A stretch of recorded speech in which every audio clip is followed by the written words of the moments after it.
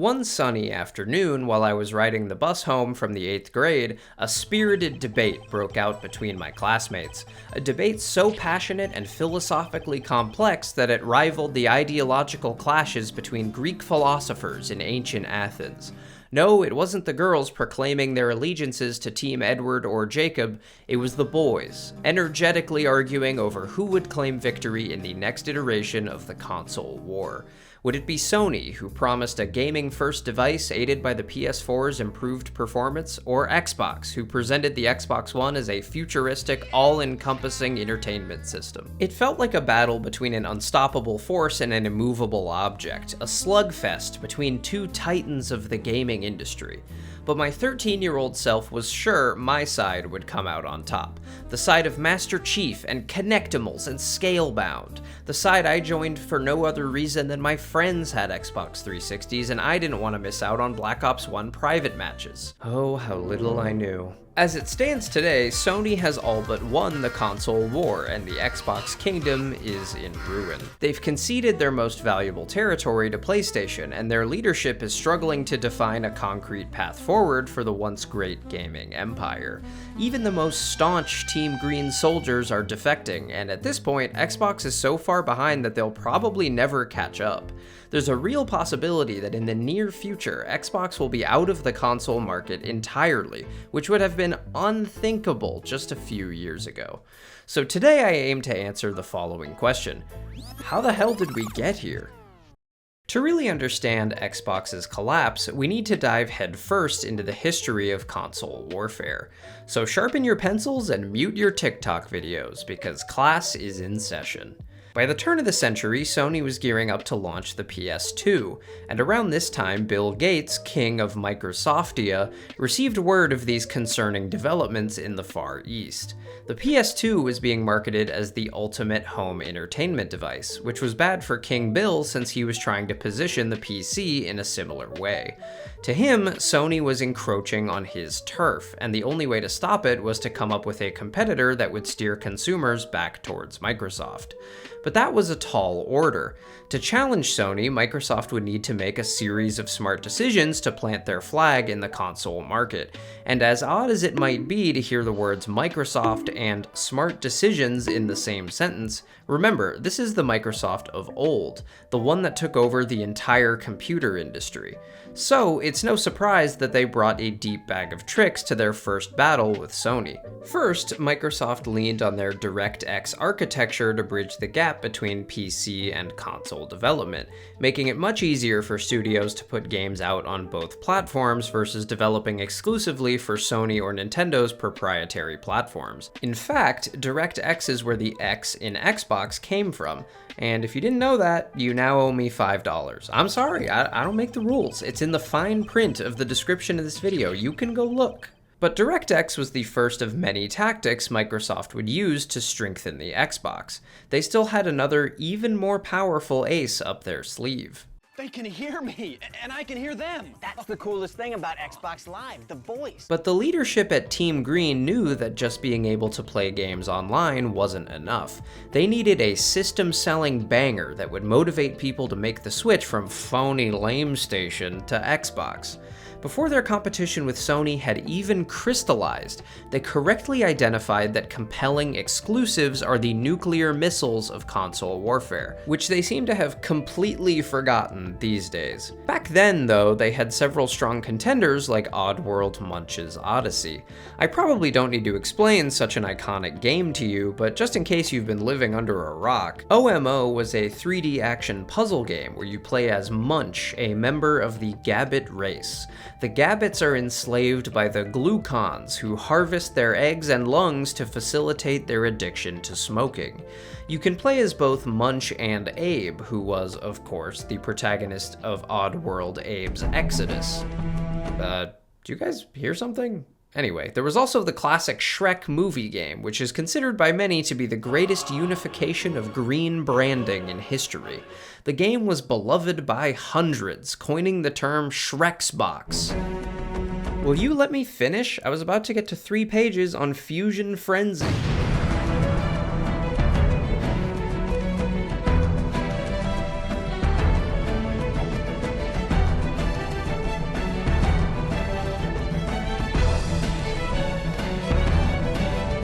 Alright, enough funny business. Obviously, Xbox found its golden goose in Halo. While Master Chief's green doesn't match the Xbox green as well as Shrek, Halo still managed to be one of the most beloved and influential games of all time, and in a moment of fantastic foresight, Microsoft purchased Bungie during Halo's development to ensure the game would be theirs and theirs alone.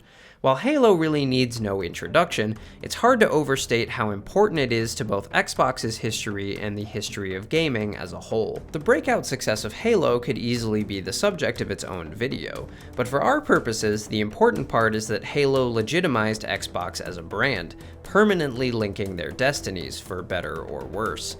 The original Xbox went on to sell 25 million units, not much compared to the PS2, which is still the best-selling console of all time at 160 million.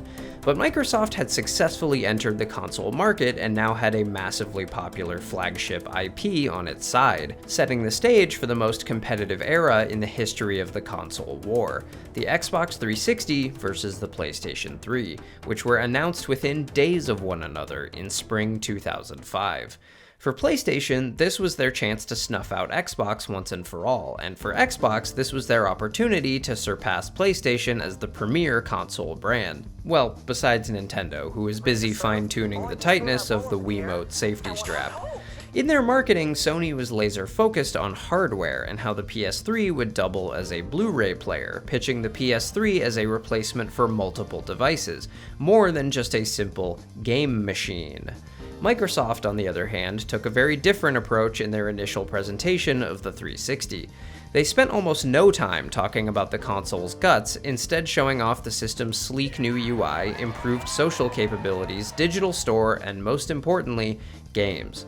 While Sony's showcase felt dry and technical, Microsoft's felt like a tangible preview of what using the 360 would be like for the consumer. Microsoft also didn't want to be stuck playing catch-up like they were with the original Xbox, which was released a year after the PS2. So they came out guns blazing, flipping the script and dropping the 360 a year before the PS3.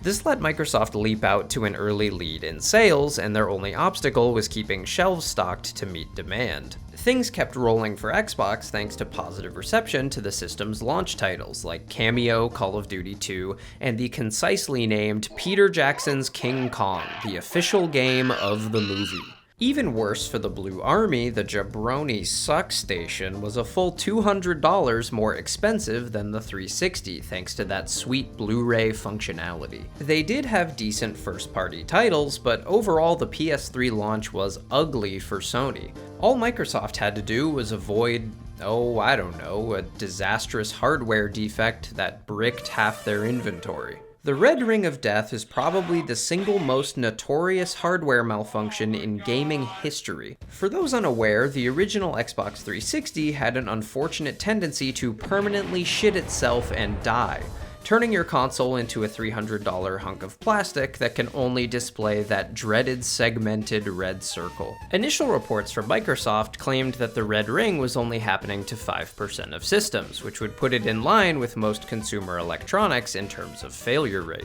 But since then, more comprehensive surveys have indicated that a staggering 55% of original Xbox 360s were flatlined by the red ring. The outrage over the situation reached a fever pitch at a bad time for Microsoft, because it was right around when Sony started getting their shit together. They dropped the price of the PS3 by $100 and also bolstered its lineup of games with hits like Uncharted Drake's Fortune and Ratchet & Clank Future Tools of Destruction. Back in the small council chambers of Xbox Castle, Peter Moore, hand to the king Steve Ballmer, knew this was a pivotal moment in the war. If they didn't act fast, Sony would pass them up as more and more Xbox 360s succumbed to the Red Plague. Moore approached Ballmer and told him he needed $1 billion to fix the problem, or the Xbox brand would cease to exist right then and there. Ballmer forked over the cash, and Moore wrote a public letter to the Xbox faithful, directly addressing the Red Ring of Death and offering some solutions to scorned fans. Xbox instituted a free 3-year warranty on all systems, and they would reimburse anyone who had paid for repair services in the past. These pro-consumer initiatives were well received, but as always, what really helped the Xbox 360 bounce back was the games. Games like Halo 3, Mass Effect, and BioShock. When the dust settled, Xbox still had a lead on Sony to the tune of several million units, successfully emerging from a nightmare scenario relatively unscathed. Well, unless you consider the fact that it cost them 3 Concords to fix, but still, the fact that most people remember the 360 fondly despite the red ring shows how well Microsoft recovered from the situation overall. However, about halfway through the console generation, the tides began to shift. Microsoft and Sony peered over the narrow sea and saw Nintendo handily outselling both of them with the Wii. They scrambled to make their own motion-controlled devices to target hyper-casual family gaming, and before long, the PlayStation Move and Xbox Kinect were debuted. The Kinect was the more successful of the two by far, but ironically, that may have been a blessing in disguise for PlayStation in the long run. Microsoft, seeing green as they often do, shifted resources towards the Kinect and produced more and more casual games. Sony, on the other hand, responded to the failure of PlayStation Move by targeting their usual consumer base, the capital G Dorito-crusted MLG Face Clan 720 no-scope gamers who wanted high-quality first-party titles. As the battle wound down, Microsoft's first-party output stagnated, held aloft by, you guessed it, Halo. By contrast, Sony closed out the PS3 generation by continuing to lower prices, improving hardware, and delivering another tentpole exclusive in The Last of Us. When it was all said and done, PlayStation 3 outsold Xbox 360 by over 1 million units, stealing back the console crown just before the finish line. Well, the real crown, of course, belonged to the Wii, which outsold them both by 15 million units, but hey, that's just Nintendo being Nintendo. Even if this round was a draw, more or less, that still meant a massive victory for Microsoft, who went from an ambitious underdog to Sony's equal, and for many, the 360 represents the golden age of Xbox gaming. When it came time for the two companies to duke it out again, they would meet on the battlefield not as David and Goliath, but rivals on a level playing field. That brings us neatly back to that bus ride in the 8th grade following the announcement of the Xbox One in the spring of 2013.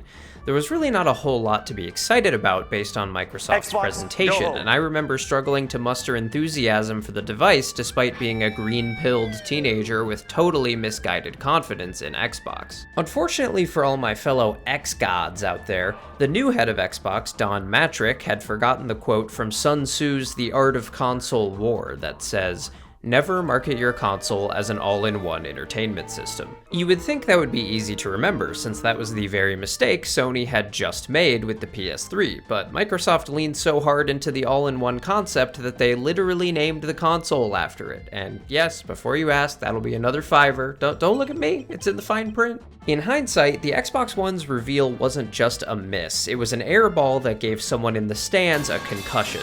They spent most of the presentation talking about TV functionality, voice commands, and goofy-looking gesture controls made possible by the new Kinect, which was a mandatory part of the Xbox One package, adding a very unwelcome $100 to the price tag. The games they showcased were the same kinds of decent, low-risk titles that had left fans disappointed towards the end of the 360. And just in case that wasn't enough, Microsoft confirmed long-standing rumors that the Xbone would be an always-online device that used DRM, or digital rights management, to prevent sharing games. These baffling anti-consumer choices from Matrick & Co. made it incredibly easy for Sony to gain the upper hand. All they had to do was walk out on stage and say, "Hey, you see all that bullshit over there? We're not doing any of that." Thanks. Although both consoles launched successfully for the 2013 holiday season, Sony gained an immediate lead in units sold and never looked back, quickly putting the Xbox One in need of a lifeline. Every other time Microsoft was against the wall, they had well-timed releases of great exclusives to bail them out. But this time, that didn't happen.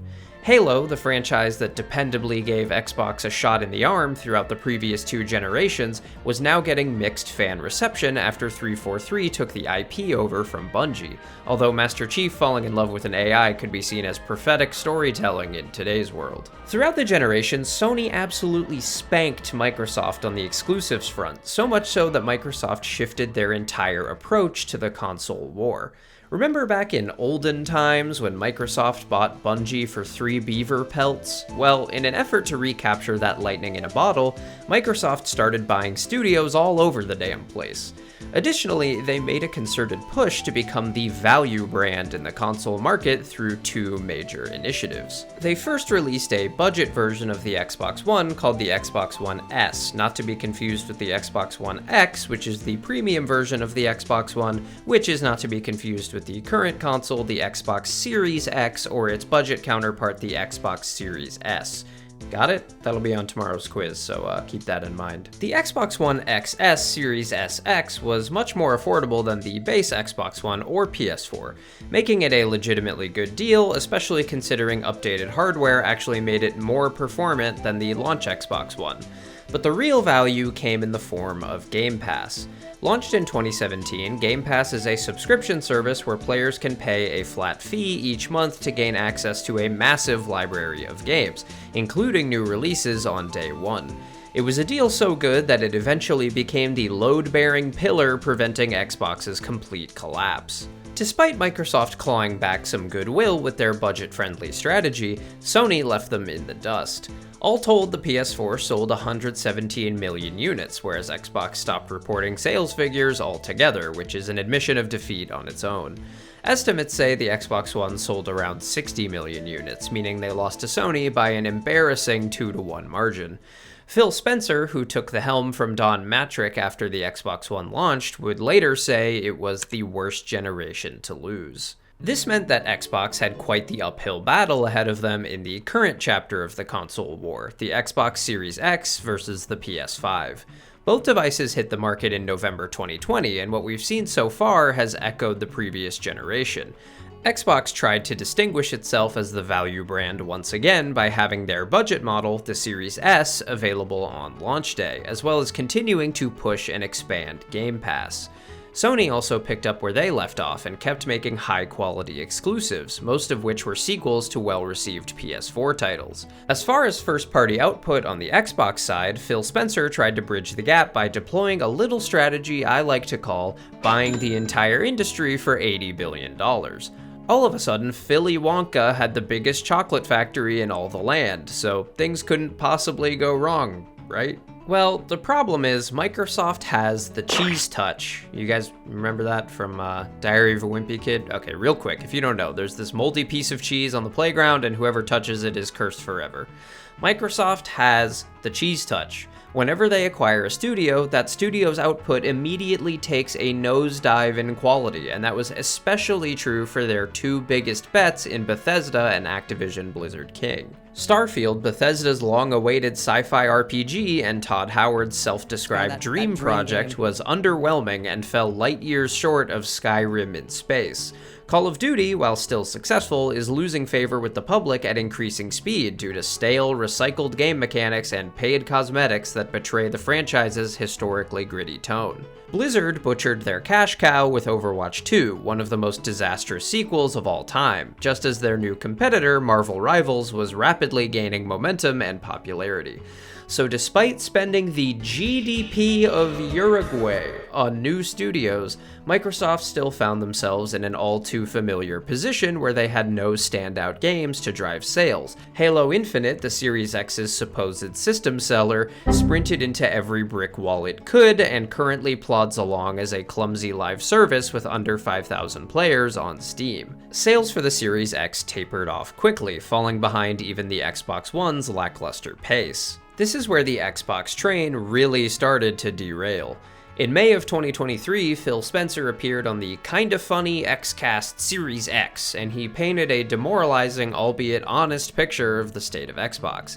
He straight up admitted that Xbox was in third place in the console market, and claimed that they weren't even trying to out-console Sony, broadcasting loudly and clearly that the brand had abandoned its most fundamental goal. The beginning of 2024 also marked the start of Xbox's aggressive cost-saving endeavors, or in non-corporate speak, firing a shitload of people, beginning with 2,000 employees losing their jobs in January alone.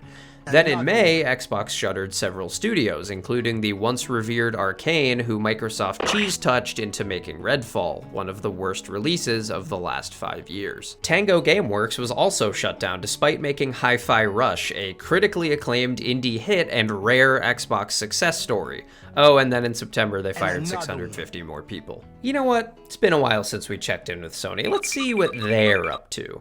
What's that, you say? They casually dropped the best 3D platformer since Mario Odyssey? They won Game of the Year? Oh, okay, and as if they couldn't slap Microsoft in the face any harder, the game is also literally a celebration of PlayStation's history and success. Can I stay?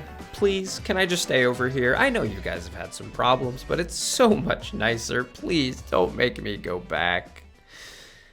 Alright, fine.